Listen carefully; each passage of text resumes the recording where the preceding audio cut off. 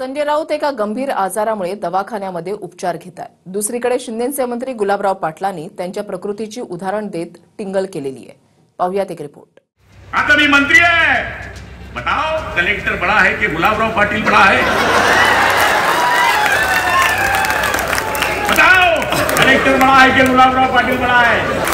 ताकद लोकप्रतिनिधीची फ्रेश राहा, फ्रेश। कधी तुमचा जीव चालला जाईल सांगता येत नाही, कधी माझा जाईल सांगता येत नाही। बघा ना माझा संजय राऊत ऍडमिट आहे, काय सांगा तुला? वो मेरा माल है भाई, मेरा माल है। जे संजय राऊत गंभीर आजाराशी लढतायत त्यांचं उदाहरण देऊन शिंदेचे मंत्री जाहीर सभेमध्ये टिंगल टवाळी करतायत। आता मी मंत्री आहे, मी कलेक्टरहून मोठा आहे, ही ताकद लोकप्रतिनिधीची असते, त्यामुळे फ्रेश रहा, कधी जीव जाईल सांगता येत नाही। बघा ना आता संजय राऊत ऍडमिट आहेत, हे शब्द राज्याचे मंत्री गुलाबराव पाटलांचे आहेत। एकीकडे राऊतांनी दवाखान्यातून लिहित असतानाचा फोटो ट्विट केलाय, ज्यात लिहित राहिलं पाहिजे असं म्हणत मी बोलणं थांबवणार नाही असं त्यांनी सुचवलंय।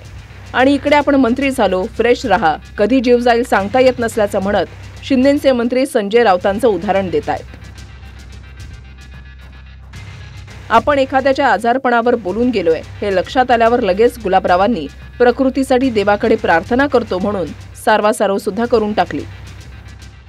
मी 12वी पास झालो, पुढे कॉलेज नाही शिकू शकलो, पण बाळासाहेबांनी मला विधानसभेचं तिकीट दिलं, कायदा बनवणाऱ्या संस्थेमध्ये बसवलं। आता मी मंत्री आहे, बताओ कलेक्टर बड़ा है कि गुलाबराव पाटिल बड़ा है? बताओ कलेक्टर बड़ा है कि गुलाबराव पाटिल बड़ा है? सरकार दोन गोष्टीवर चालतं, एक जीआर वर आणि एक सीआर वर। हम जीआर निकालते हैं और तुम्हारा सीआर लिखते हैं, आमचा धंदा है। ताकद लोकप्रतिनिधीची फ्रेश राहा, फ्रेश। कधी तुमचा जीव चालला जाईल सांगता येत नाही, कधी माझा जाईल सांगता येत नाही। बघा ना माझा संजय राऊत ऍडमिट आहे, काय सांगा तुला?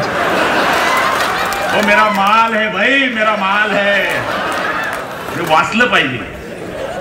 देवाला प्रार्थना केली मी, जिजाऊ मातेला मी प्रार्थना करतो की त्याला चांगली बुद्धी दे। जे सत्यानाश करणाऱ्या लोकांना चांगली बुद्धी दिली तर बाळासाहेब उद्धव साहेबांचे जे 20 आहे ते राहतील, नाही तर पुढच्या टाइमवर तेच राहणार।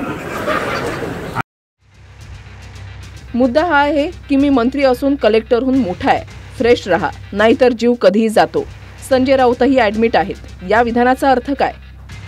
फ्रेश रहा म्हणजे सत्तेमध्ये जाणं होतो का? फ्रेश रहा म्हणजे सत्तेत जाऊन मंत्रीपद घेणं होतं का? की मग फ्रेश रहा म्हणजे गुवाहाटीला जाणं होतो का? या तिघांमधलं राऊतांनी काहीही केलं नसल्यामुळे गुलाबराव त्यांच्या समर्थकांना हा सल्ला देत होते का, असाही प्रश्न आहे। कारण जे राऊत आज बोलतायत नेमकं तेच गुलाबराव मवियामध्ये मंत्री झाल्यावर मिशीला पीळ देऊन मोठ्या तावातावानं बोलायचे, पण तेव्हा गुलाबराव फ्रेश होते, कारण तेव्हाही त्यांच्या गाडीवर मंत्रीपदाचा लाल दिवा होता। आणि गुलाबराव आताही फ्रेश राहून इतरांच्या आजारपणाचे दाखले देत टिंगल उडवतायत, कारण गुलाबरावांकडे मवियानंतर महायुती सरकारमध्येही मंत्रीपदाचा लाल दिवा आहे। बागी नगरपंचायत निवडणुकीमध्ये समर्थक खतरे में म्हणायचं, झेडपी निवडणुकीमध्ये कार्यकर्ते खतरे में सांगायचं, महापालिका निवडणूक आली शिवसैनिक खतरे में म्हणायचं, विधानसभेला भाजपतून बंडखोरी झाल्यावर शिवसेना खतरे में म्हणायचं, आणि गुवाहाटीला गेल्यावर हिंदुत्ववादी उठाव केल्याचं सांगायचं। इतकी कलाकारी गुलाबराव पाटलांना जमू शकते। त्याउपर सध्याच्या चिखल झालेल्या राजकारणावर छत्रपती संभाजी महाराजांचं उदाहरण देण्याचं धाडस सुद्धा गुलाबराव पाटीलच करू शकतात। जळगाव पास केलं की चिखली, चिखली पास केलं की संजू रायमुरकर।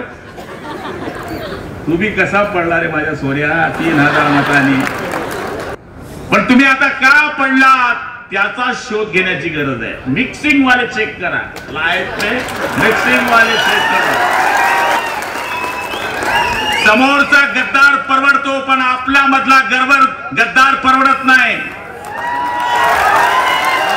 संभाजी राजे स्वतः कधी पकडले गेले नसते, पण संभाजी राजांना पकडणारा आपल्या मधलीच औलाद होती। गणेश सोळंकी, TV9 मराठी, बुलढाणा।